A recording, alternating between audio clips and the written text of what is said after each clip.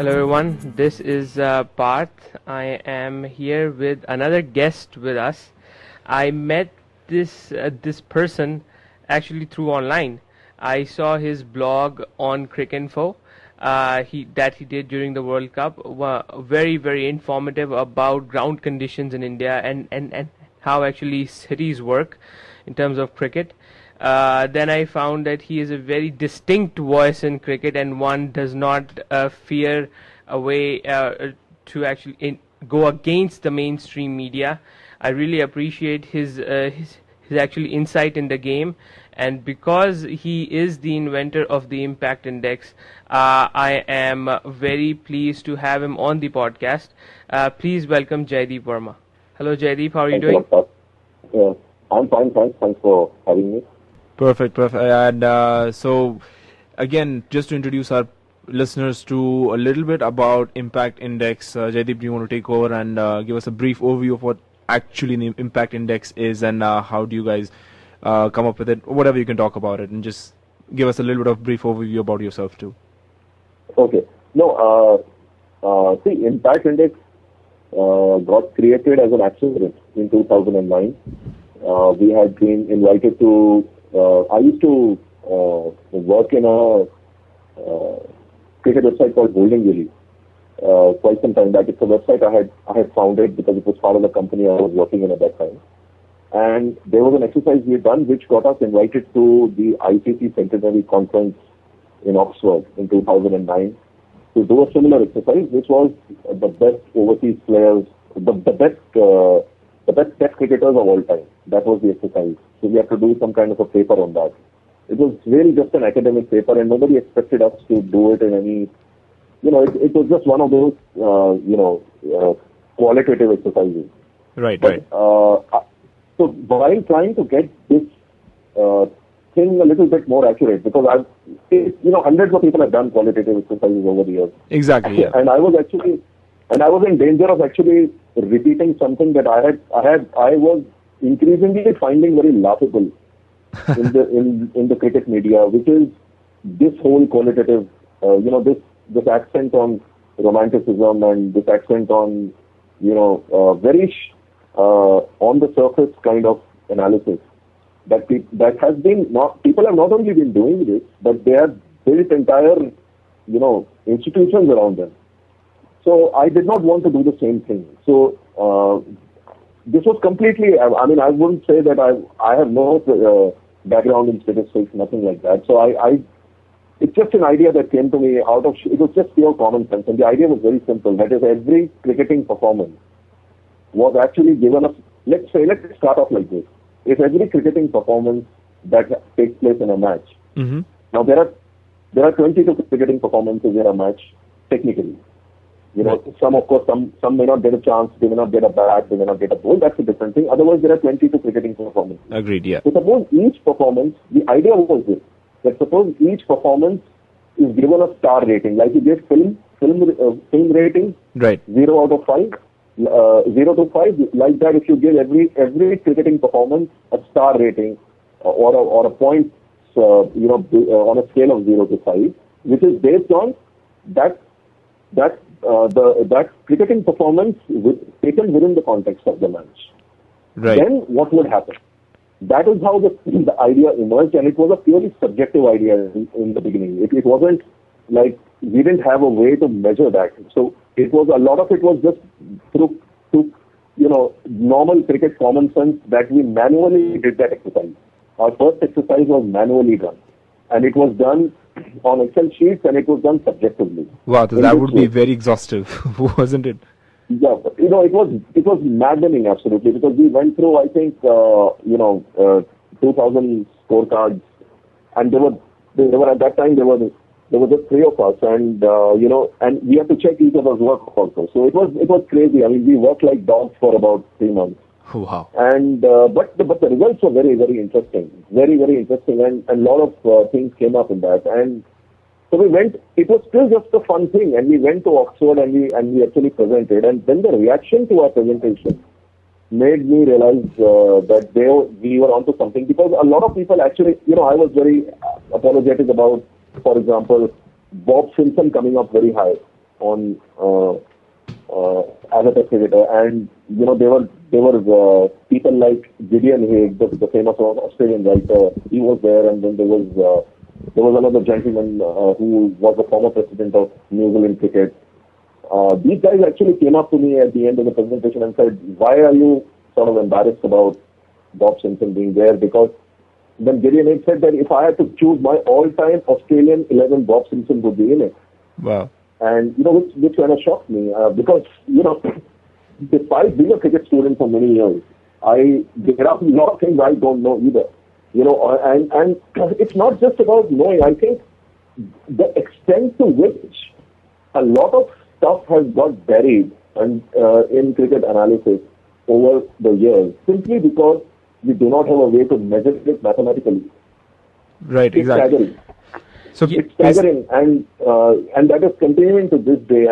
And given the whole T20 setup, where actually conventional statistics mean the least of Right. all the formats, it is even more staggering that nobody is actually doing anything about it. I mean, I'm sure now Moneyball is making. In India, we have a tradition of following other people. We don't have the ability to think for ourselves. That's a tradition in India.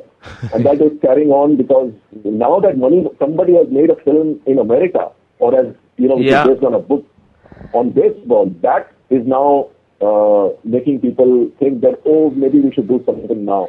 And try and do something. And you know what? To be honest, when I was actually watching that film, all I could think about was the impact index that you have created, and I was and I was actually amazed by how much the cricket world and the cricket statisticians need to change in their actually mindset to qualify who's great and who's not great. Absolutely. No, it's not actually. See, it's not just about who's great or who's not great. I mean, yes, it is also that, but it is also about at the end of the day, what really matters in a team sport is what your contribution is to the team. Otherwise, if it is about flair and it's about the ability to play these beautiful shots and stuff like that, then you might as well just set that batsman in the middle with a bunch of reserve fielders and just have exhibition matches with them. No. At the end of the day, it's a sport between two teams and one team prevails. So, to actually calculate the impact. Now, for example, I'll give you an example. Suppose there is an all-rounder who regularly takes 2 wickets and regularly scores, let's say, just 25 runs. Regularly he does this in, say, in a one-day match, in a 50-over match. He does that. Now, that's a lot of it. That's high impact. He's a very high impact player, but you will never talk about him because 2 wickets and 25 runs actually it does not get noticed. What gets noticed is a very startling 5-wicket haul or somebody scoring a 100 or something.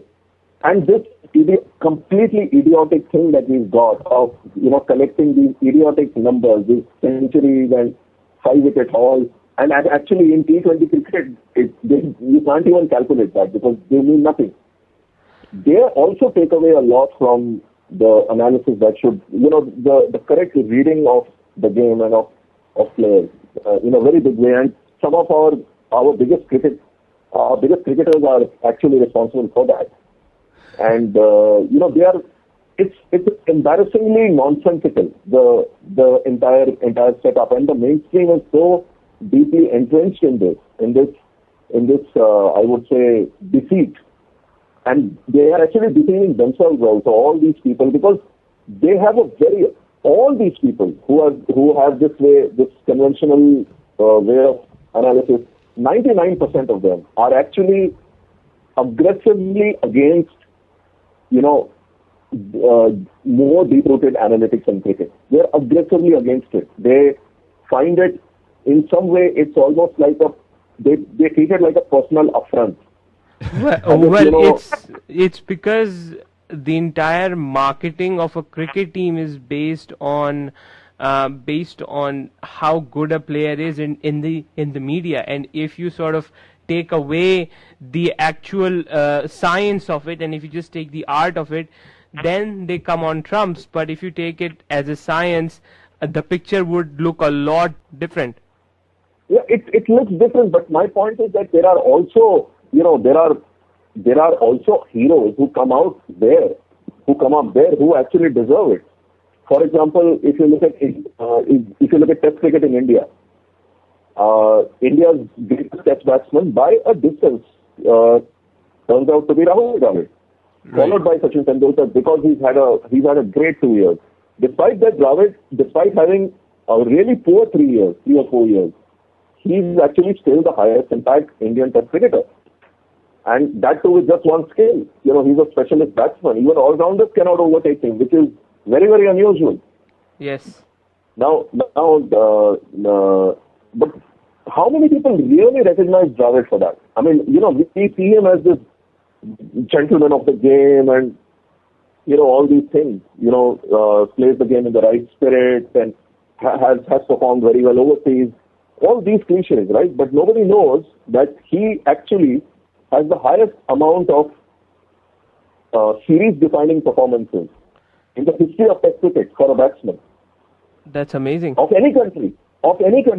That's pretty amazing. Yeah, now how many people, and what I find amazing about this is that even conventional statistics can actually measure these things.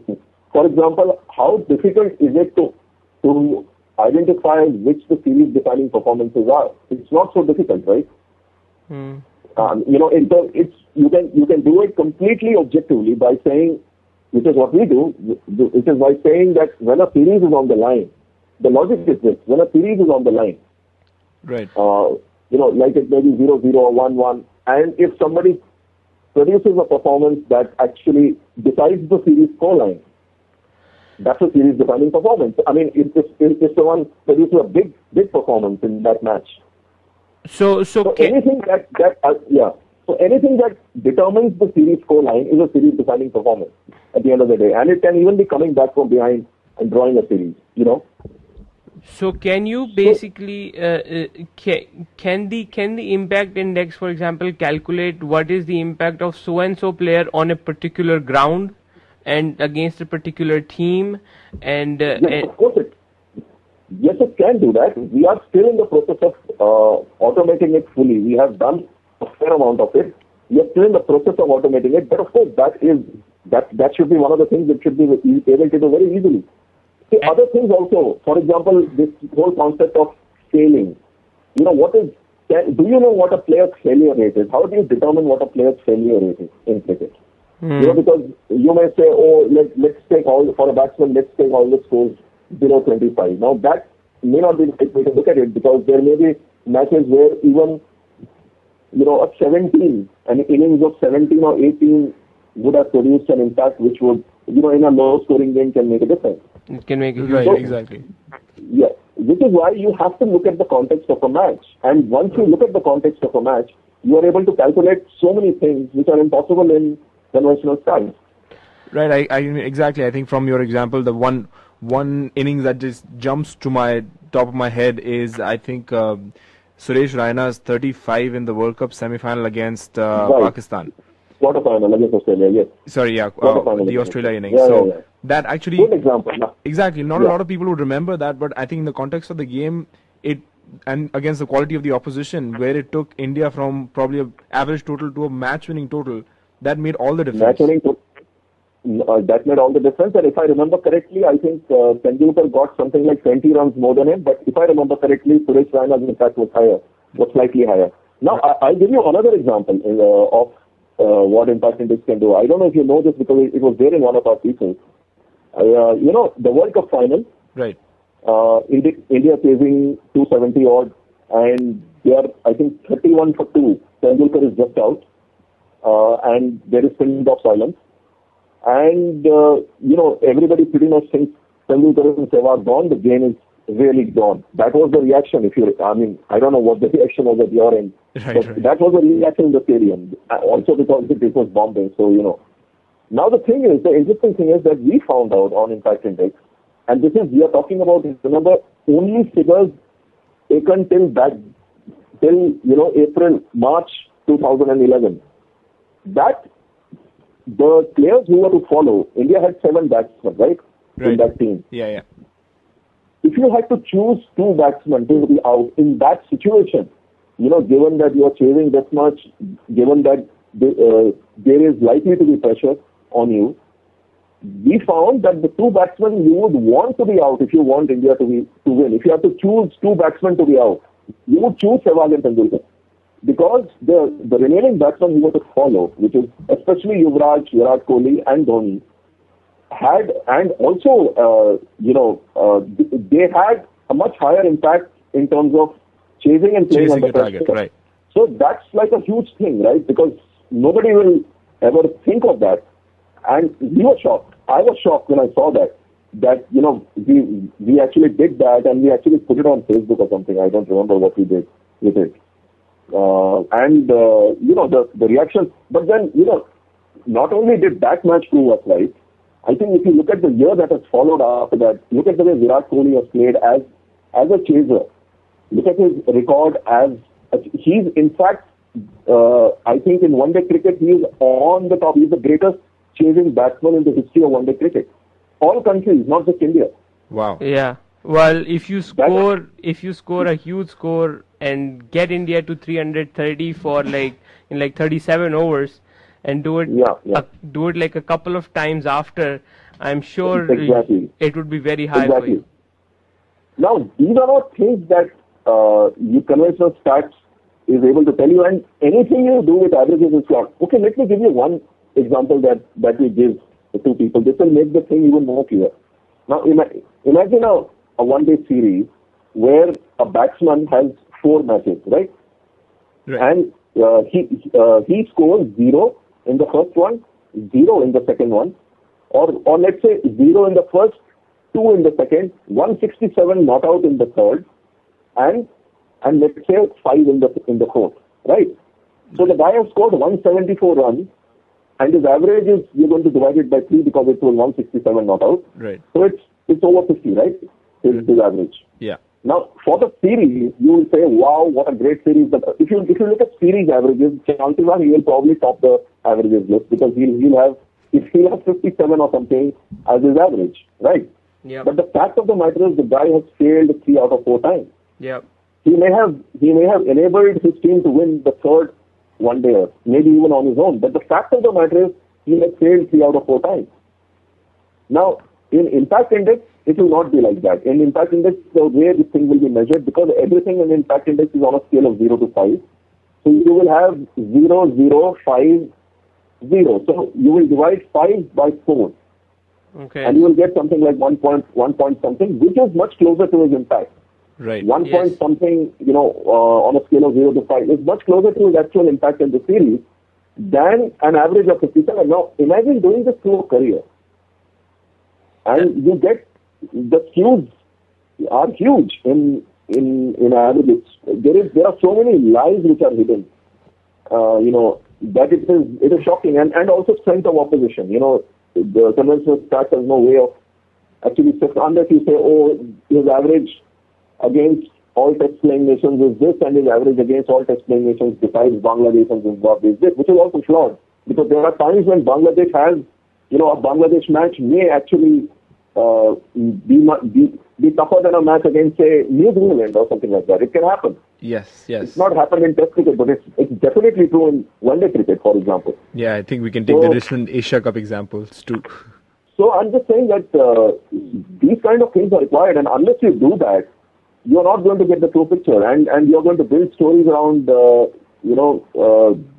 very diffused picture, and that is very dangerous in these T20 times, especially when somebody's trying to, completely relating selection of players on performance.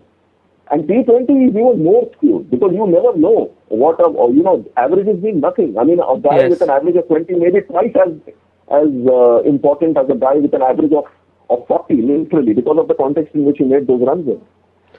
So I have a quick question for you. Who would be the top 5 most impact players in, say, Test cricket or like ODI cricket? In Test cricket, I would not like to talk about it, because we are still doing the automation, and it will be a little inaccurate. I have the results, but I would rather keep them, until we have fully verified our system, the backend, what is going on. Okay. But I makes can tell sense. you in one-day cricket, for example, in the history of the game, you've got Vivian Richards, Wasim Akram, Sean Pollock, Sana Jayasuriya, and Dean Jones. There's the 5 highest impact players. Now the shocker there would be Dean Jones. Dean right? Jones, yeah. You won't be surprised about Richards, Akram, Pollock, and because they're all, Vivian Richards was a great batsman, but he was also actually in one-day cricket he was also an all-rounder. Right. The shocker is Dean Jones, and the thing about Dean Jones is, and he's also the second highest impact one-day batsman in the history of the game after Vivian Richards. Now the thing about Dean Jones is, which people have completely forgotten now because he wasn't one of those flair players, is that he was a hugely significant batsman for Australia. I mean, he influenced the results of many series and tournaments, one of which was the 1987 World Cup. Yep. And people don't remember the contribution he made. In fact, he influenced more series than anyone, except for Vivian Richards, than anyone in the game. That is a huge thing for a specialist batsman who's just got one skill. And if you look at batsmen, the highest impact batsman in the history of the game, the order would be Richards, Dean Jones, Gordon Greenidge, Sachin Tendulkar, and Mark Waugh, for example. Wow. Now these results will never come up conventionally, through because they are not measuring many things. They are not measuring, number one, match context. Number two, they are not measuring the impact that a player's performance makes on a series or a tournament.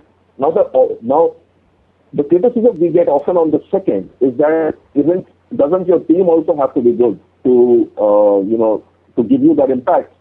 The point is that of course your team also has to support you. Nobody's disputing that. But the fact of the matter is that we are calculating impact. So in a losing team, your impact will be less, regardless of how big a player you may be, like Andy, and however big a player Andy Flower was. And of course, that doesn't mean his impact is very poor, because at the end of the day, within a match context also, he's making an impact. But he will not be at the top for these reasons. If his team was better, maybe he would have been at the top a little more. He would have been higher up for sure. But sorry. Okay. Yeah, so basically, I mean, that's what I think people don't understand when the conventional statistics are measured. It's like 100 in a game where 400 was a team total, and an inconsequential match does not hold as much importance as, say, a 40 in a game of more importance where the team total was, say, only around 175 or 200. That's where the conventional stats, I think, that's the point you're trying to make. They don't measure that. So, I mean, if you measure the number of centuries scored or the amount of runs scored by the batsman, and if you decide greatness by that, then obviously Tendulkar is on top. But as you mentioned, if you actually calculate the impact, Dean Jones comes above Sachin Tendulkar, which no one would have thought of. Exactly, he does. And to take your point further, to take a very recent example, the infamous match where Sachin got his 100th 100. Right. I think India made 290 or something, and Bangladesh eventually won.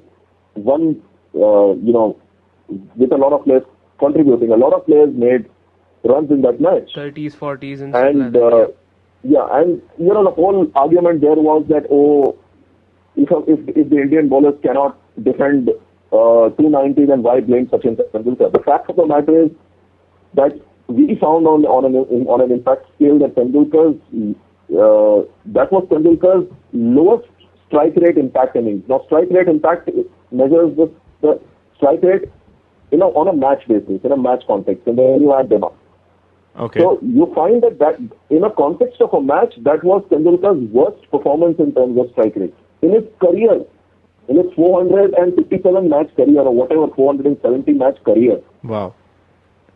Now, that is a shocker. Now, that should be the clinching argument, really.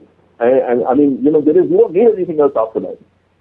So I'm just saying that unless you actually look at match context, you cannot get the true picture. That is the most important thing. It's not easy to do that, because you have to obviously set it up.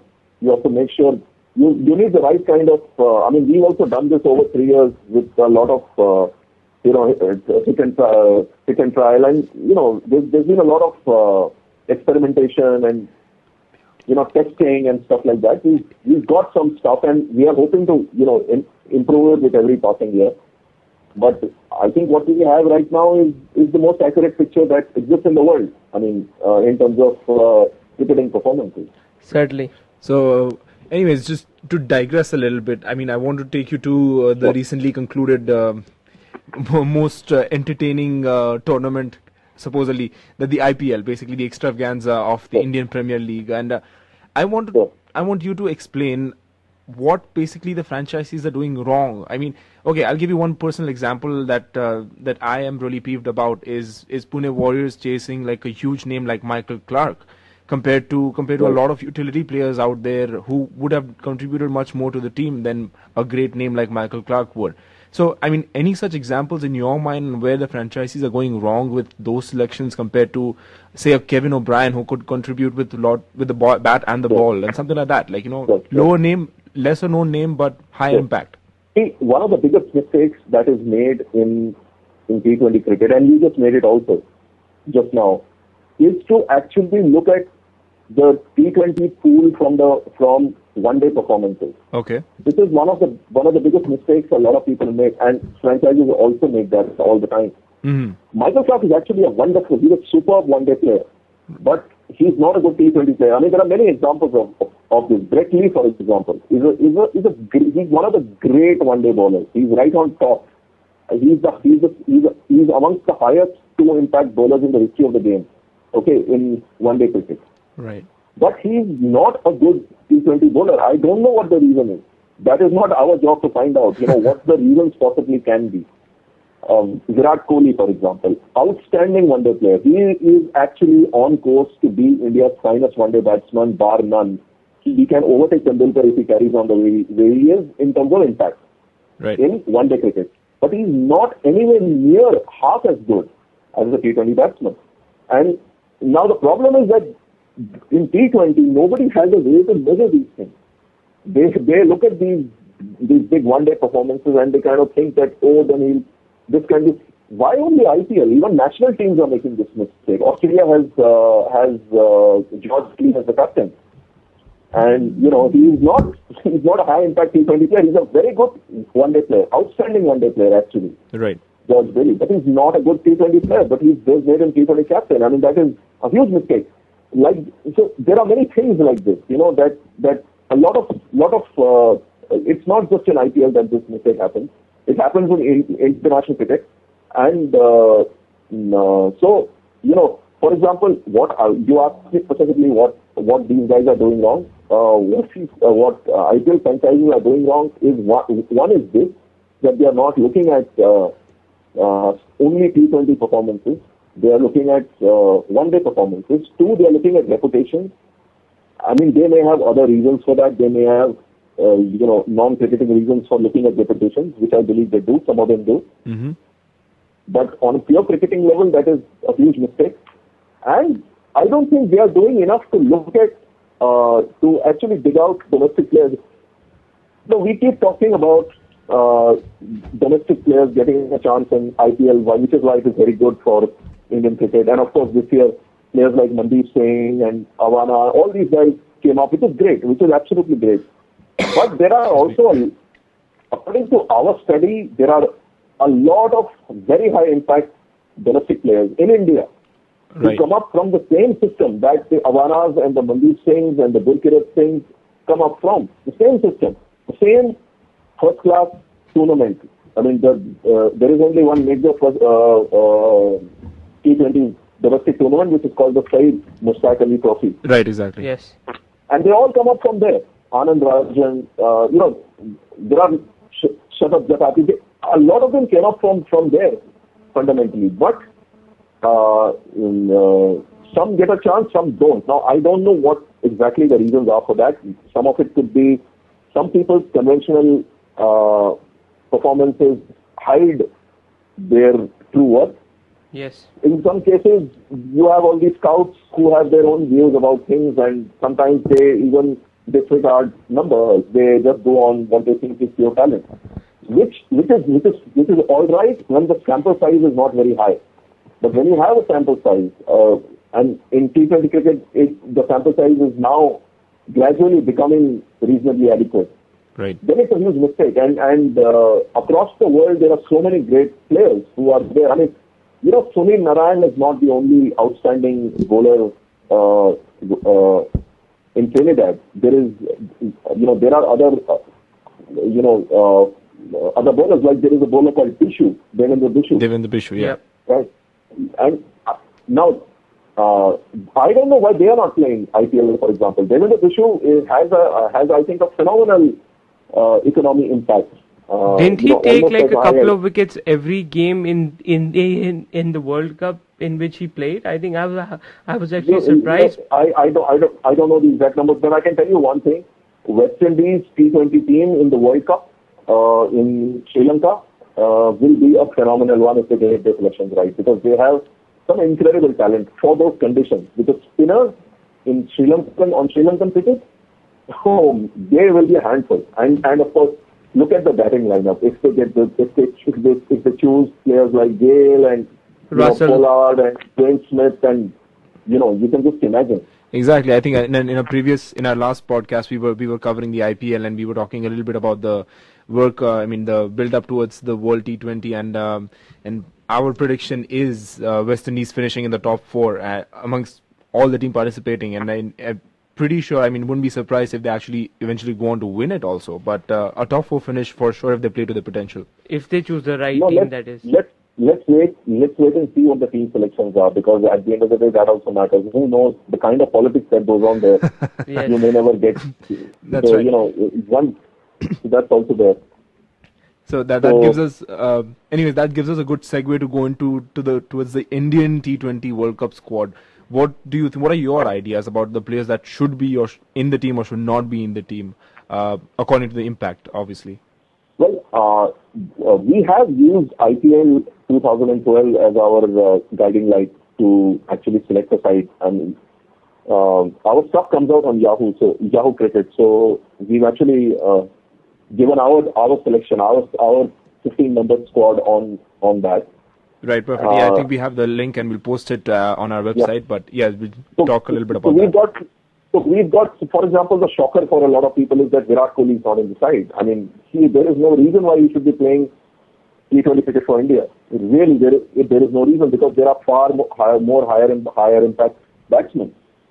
So, see, the certainties will always be Gambhir, Sehwag, Suresh Raina, Dhoni, Zaheer Khan. They will have to be there because they are, they are consistent and they are proven talent, and they all did well in IPL 2012. So we cannot disregard that. Some people say, but why are we looking at IPL 2012 as why are we looking at a domestic tournament to select a T20 World Cup squad? Well, the fact is, what else do you do? Because you barely have any T20 international matches. Mm-hmm. In every series you have 1 or 2. What do you do otherwise? You can't really judge. So, and it's very unfair to not give a chance to the consistent high impact players, like for example Shikhar Dhawan, Parvinder Avana, Balaji and Negi. There's this spinner called Pawan Negi for Delhi who played the 6 games, but he was outstanding. He's the highest impact Indian spinner. But honestly, would he get a chance in the Indian 11? I doubt it. Yeah. See, we think he should. We think he should because you take a player when he's more or less at his best. Now he played only 6 matches, but he also played in the big matches. He performed very well in the semi-final, for example, in the playoffs, for example. So it's wrong to say that it's substandard cricket, because there are 4 international players. There are very fine batsmen, and we are talking about the playoffs. So that the strongest IPL side was there. Yep. So he did very well in that. Balaji did very well right through the tournament. In fact, it was tragic on one level that he was not there for the final, but it was tragic for CSK that he was there because of that he was not there because Bisla was, and Bisla made the difference in the IPL final. Right, exactly. But so Shikhar Dhawan, Avana, Negi, and Balaji, we think should be there because you can't keep Ashwin out. And if you have to, you need an extra spinner in Sri Lanka. And on an impact thing, if you go purely on impact, Harbhajan Singh and Pragyan Ojha don't cut it. They just don't cut it on the basis of IPL 2012. Piyush Chawla cuts it. So he he has to be there, is what we think. Right, exactly. And On I think basing our performance and the impact on the IPL 2012 would not be a bad idea, because pitches in Sri Lanka would be pretty similar to the conditions the IPL was played in. Exactly. That's the point. You are absolutely, that's a good point, because if it was, let's say, in England, then you would probably think twice before, you would probably look at, what they are doing in England. Maybe you would look at, though we played only one T20 game. That's why it becomes very difficult. That's why, for example, for Australians to choose, actually, when it is in the subcontinent, it is easier for all countries, because the guys who actually perform in the IPL, because conditions are similar, are good bets for those sides. So that is actually a good observation. Right. But I'm saying, even amongst batsmen, amongst Indian batsmen, for example, you still need 4 batsmen, right? Right. In the reserve. So, Rohit Sharma, Ambati Raidu, it's about time he was given an international T20 chance. Certainly. Do you know that, we found that amongst in the history of IPL so far, and that's a substantial sample size, right? We are talking close to 100 matches. Right. In the history of IPL so far, amongst the top 10 highest impact batsmen, there is only one batsman who has not played for his country, and that is Ambati Raidu. Wow. So why should he not get a chance in the World Cup? Why should Virat Kohli get a chance above him? But that is probably what's going to happen, sadly. That is why I'm saying that, the way people are doing this is really sad. Then you've got Rahane and Mandeep Singh, probably should be the other 2 batsmen. So you actually leave out players like Virat Kohli, Ravindra Jadeja, the 2 Pathan brothers who have actually not had a great IPL. Now, their class and their talent is proven, but why is it fair to take them based on past reputation when they have not delivered in the biggest, in the most, the IPL season should be seen as a trial season for the World Cup. So why should the highest impact players of IPL not be selected? That is what we think. Okay, yes. So one question. So then, if Mandeep Singh, let's say, has more impact, a higher impact than Virat Kohli, but since you're going to play either one of those in the middle order, and your impact calculates Mandeep batting at the top of the order, wouldn't it be a better idea if it was a toss-up between the two to have Virat Kohli in, because you don't know how Mandeep will play in the middle? That's a very good question, and I tell you, we found that Mandeep Singh has also played in the middle order. Otherwise, probably a better choice would have been Gurkirat Singh, who actually performed very well. He won 2 matches for Punjab, batting at number 7, I think. And even in T20, the domestic T20 championship, he scored a quick couple of 50s in the knockout stages, which helped Punjab win. Actually. Yeah. So you are absolutely right about that. But see, that is the reason why you need batsmen who are able to bat at the later stages, number 6, number 5, number 6, number 7, which is why you have Rohit Sharma and Raidu, who are outstanding in that position. And Mandeep Singh has batted for Punjab in the middle order. He is not batted in this season, right? But he has batted for Punjab in the middle order. So it's not that he can't do that. He can't do that job. He has done it. Absolutely. And openers always get a better chance of having an impact in T20. So it's also not fair to only judge them on that. Yeah. So let's conclude this. What is next for the impact index and you? No. What is next is that we are finishing our automation. We are trying to get we are trying to break into the mainstream. I don't know how it will happen, but television, media, or print media, or on one level. So we want to get into the mainstream. We've already done a part of it with Yahoo Cricket. Yes, and to be honest, I have actually really admired the work that you have done there, because I am a frequent reader of the articles that you post, and they are very, very insightful. Thanks a lot. I hope that people see us as an alternative point of view. We are not necessarily looking to replace the conventional way of thinking or anything like that. We just want to challenge the status quo, and we just want a chance to do that. Now, I know that we rub a lot of people the wrong way when we do that. But what people should also remember is that for every player who they think is great, who does not come up high on impact index, there is also somebody who is coming up high on impact index. So it's not entirely a negative exercise. It is also a very positive exercise because very unlikely stars are being brought forward. Like Raidu, I just mentioned Raidu. Who will talk of Raidu as a India prospect, really? Right. Yes. So I'm saying, I hope this contribution, I mean, I don't want it to seem like a contribution. I mean, it's not like I just would like us to be a part of the mainstream and for us to be allowed to be a part of the mainstream. We are right now dismissed with contempt by the Indian media and by the Indian, the Indian setup. And that is, to my mind, that stems from this insecurity that Indians have of not being able to of not having confidence in anything innovative that emanates from their own country. That is a problem we Indians have anyway, in huge measures. Actually, that's a very good point you make. Sorry, go on. Until the day we actually get endorsed by somebody from outside, like we have already got endorsed by Wisden in a sense. At least, they did not just put us, they did not just write 2 pages on us in Wisden Almanac. They actually spent a lot of time with us on email and in person, and they got to know our system and they saw our results, and then they actually wrote about us. So and this amount of time, nobody in India has actually given us, despite our trying, despite going and meeting IPL teams, nothing. And there is no opportunity that comes to you through the IPL teams.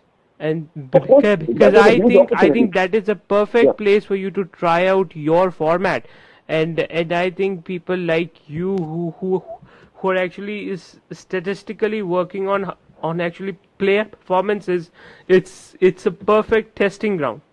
I won't name the franchise, but there is a particular IPL franchise whom we met, and they called us for 2-3 meetings. They made us do a few exercises, and they were very. At least the guy said on the face that I'm very impressed with the work you're doing, and it is definitely something interesting. But we would like to be the second people to try this out. We would not like to be the first people. Now, this to me is very, very typical Indian. This is as quintessentially Indian as it gets. We are only willing to look at things after somebody else has tried it out, and especially someone from the West has tried us out. Our credibility goes up. So I am even actually thinking in terms of, is it even, because see, this is currently our full-time job. It's been a full-time job for 3 years. Not for 3, I mean, full-time job it's been for about 1.5 years, and we were developing it part-time for 1.5 years before that. So it's been a full-time job for 1.5 years. So I'm actually wondering whether it's even worth wasting time trying to talk to Indian media, Indian whatever, because they are not going to accept anything until it's vetted by somebody else. So it makes much more sense to concentrate on people outside. And I find, the English and Australians, particularly Australians, much more amenable to new ways of looking at things, and they are not so insecure about themselves that they will, they take us more seriously. Let me just put it as bluntly as that, and I'm hoping something more concrete comes of this. That's all. Absolutely. I think you make a really good point about that, because the Indian mentality is such that, we want someone, we still have I think sort of an inferiority complex amongst ourselves. And if anyone from outside sort of rubber stamps the method, then suddenly it's a big rage in India. But if some indigenous person comes up with it, then it's not given its due credit. But in any case, Jaideep, it was a pleasure talking with you, and it was very, very informative and insightful to get to know about the impact analysis system. And I'm pretty sure our listeners had a really good time listening to this entire conversation. And it was just to know that, how the conventional stats don't measure the entire picture, which was very, very interesting for me. And yes, and I am glad that you came on and sort of clarified some of my doubts on the system, and thank you for taking out your time. Good to know. No, it was my pleasure, and thanks for this. Beautiful. And yes, to our listeners, we'll be posting the links to Jaideep's website and then the link to the T20 squad for the Indian T20 squad for the World Cup on our website. So please do check it out. And it's not just a futile exercise that these people are doing. It's actually a very, I would say it's a highly impactful exercise to any pun intended, and could be, I mean, good and useful for a lot of different teams, not just IPL teams, but national sports too. So, I mean, something really to look into. And I think just like the way the game is becoming more innovative, I think it's about time we judge our players the more innovative way, in the more accurate way. So thank you, Jaideep, for taking out time. This is me, Parth, and we are signing off. This is me, Sarthak, signing off. Thank you, everyone. We'll catch you soon. Thanks, everyone.